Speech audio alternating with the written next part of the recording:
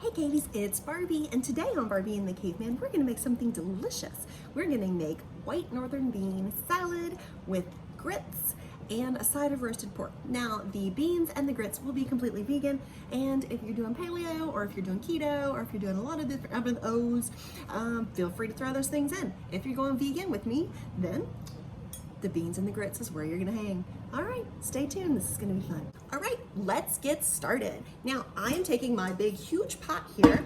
I have it on medium-high heat. I have about a tablespoon of olive oil down in the bottom so that it can get nice and going. And I'm gonna start with one large chopped sweet onion. Throw it straight down in the pot. Grab my stirrer. Give it a once or two around to really coat everything nicely.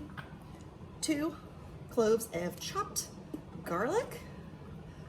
Now I'm gonna add a little more garlic later. So if you really like garlic, this may be exactly what you're looking for because it is gonna be very garlicky and delicious. Next up, I am going to take, can you see it? The sunlight, it's dropping everywhere. This is the green tops of 1 leek. Now, let me show you. I have already chopped this one, all the dead and gross stuff, and then pulled it off. It tastes kind of like a cross between an onion and a broccoli, maybe. It is an aluminium, so it is related to onions, but it won't make you cry. So if you want more oniony flavor, go for more of the white. If you want more dense nutrient like a green, go for more of the leaf, but it does really need to cook down because it can be a little bit rubbery. So just know. All right, put that to the side. Next, 1 full chopped green pepper.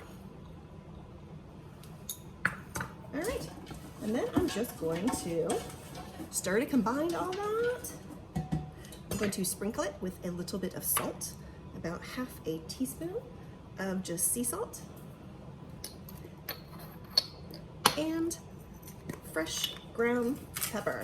Now, you guys know I love the pepper medley. I love the crisp flavor of the black peppers, but I also love the mellow of the white pepper and a little bit of spice, a little bit of jazz to the red pepper. So I like to use it all, and that's kind of that. So I'm just gonna let it sit here and saute gently until the onions are translucent, and then I'm gonna add in some other stuff. So I'm gonna hop on to the next step, is dressing the pork to go in. Hey, so I grabbed the pork loin. Oh, the sun is really killing me. It's reflecting off the pool and just right in my eyes. But anyway, so this is the pork loin. I'm going to dress it. Now, of course, this right here, this tendon, if you can see it, is called the silver skin, and it really does need to be removed because it will cause your meat to get really tough. So I just slide my knife under the edge and very easily remove it. Done, all done. So then, of course, I will throw that away. Now, the pork that I use, I don't know if you can even read it, but I use Butcher Box pork because it is all grass-fed and it is grass-finished. And especially for pork, I feel that it's really important if you're gonna eat meat to really get a nice quality piece of meat. So there's that. Now, I'm also going to salt and pepper. And the oven behind me is coming up to 400 degrees. So I cook it pretty hot because I really want the outside of it, all the fats and everything, to kind of caramelize so that if meat's your thing, it makes it really nice and flavorful. Also, I'm going to grab my olive oil and just do a tiny little bit. I'm gonna say a tiny little bit, but watch it come out really, like a whole lot. All right, so I'm gonna do that. So then here is my roast. I'm going to pop it in the oven as soon as it comes up to temperature and just let it roast away until it's done, which usually is about 30 minutes or so. All right, so I'll show you the next step. All right, so I popped the pork in the oven. It hasn't quite come up to temperature, but I'm cheating a little bit. So I'm going to prep the grits. Now, if you are not from the South, I'm very sorry of your upbringing that may not properly have included grits. I know it's a very sad, sad thing, but I am going to help you. The grits are great. Yeah, grits, great. So then I'm gonna take a cup of grits. All right, I'm gonna sit to the side. First, I'm gonna take a little bit of vegan butter and just put it down in the bottom of my little mini pot. In that, I am going to also put a cup of water. Now, I'm just prepping this so that when the pork is ready, I will turn the grits on because the grits cook super fast. So I'm gonna pour the grits in on top of the butter. And I'm also gonna set up some garlic to roast because that is the secret ingredient of really great grits. So to do that, I'm going to take a bulb of garlic and a piece of aluminum foil. I'm going to cut the top off about 1/2 inch or so of the garlic. See? So it's like its little hat comes off. Okay, so this is kind of how it looks. I don't know if you can see it in the glare, but all you can see is kind of the exposed bulbs. Okay, put that to the side to use for later. Now I'm going to take it, make a little dish in the center of my aluminum foil. And I'm going to take my olive oil, wherever I put it, here it is, all right, and just cover it nicely with olive oil. Kind of a lot. See, so it's kind of running everywhere. Now just take the edges, put it into a little packet, like that, like a nice little present. And then just put it right on the rack in your oven. Now, I will encourage you, put something under it, because it's gonna come out a little bit, all right? But you wanna leave it in there at least a good 30 minutes, all right? And it will come out looking all nice and smushy and gooey and fragrant and wonderful. And that is what you put in your grits to make them truly exceptional. All right, so I'm gonna pop this in the oven with the pork, and I'm gonna come back and show you the next step. Because over here, these vegetables are really sauteing. All right, I'm back, and these veggies look fantastic. Look, they're all nice and just a little bit caramelized. See how it's stuck to the pot just a little bit right there? Now, let's add in the beans because they need to simmer for a little bit. Now, these are white northern beans that I soaked overnight. I changed the water twice, and it's about 1.5 cups, it's about 2 cups of beans. Because I'm making some for leftovers so that I can like put it into a salad later. So I'm gonna put all of my beans down in the pot with the veggies. Right? A couple of stirrings around, 2 combined. Now I am going to add 1/3 cup to start of just vegetable broth. Now, you guys know I love to make vegetable broth. I think it's good in everything. And I've always got a crock pot kind of simmering in the back of the kitchen. So just go over there, skip some out, move on.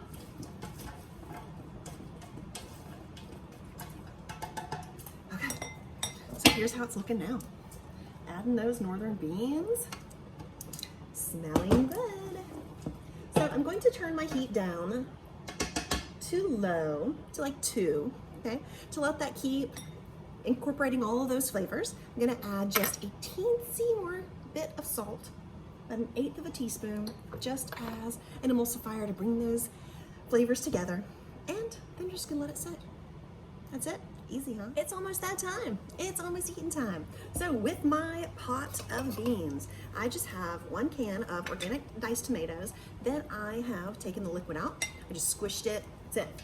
So I'm gonna add the tomatoes to the pot, rinse that out, recycle it, add in, right, about 1/2 teaspoon of red pepper flakes. Now, if you like something spicy, you go for it.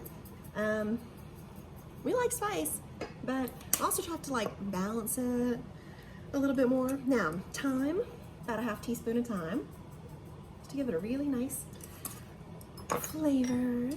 And now, of course, you can always adjust the flavors to your particular taste or your family's taste. Now, I'm gonna go with that roasted garlic. Now, I showed you this earlier. I've still got one in the oven, but I wanna show you. All you do is just peel the side down, and look, it just comes right out. It is so soft and gooey, yeah? So I'm just gonna throw that down the pot. I'm gonna pull 2 of them out. There's a good chance I'm probably gonna eat one. So see how it just kind of falls apart as you work with it? All right, there you go. Roasted garlic, it is so good. And then I'm gonna put 2 more in the grits because I just can't resist. So smush that down in there. And that'll just disappear and melt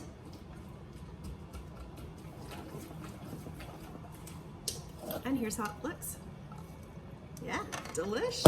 All right, so I'm gonna throw that on the back burner to continue to simmer and pulling over my grits. Now they've been sitting for a little bit, which is wonderful. I'm gonna turn it up to medium heat because I'm ready to cook them.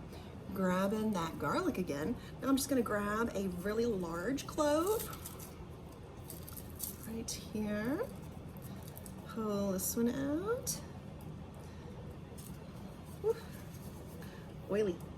And just smush it down into the grits.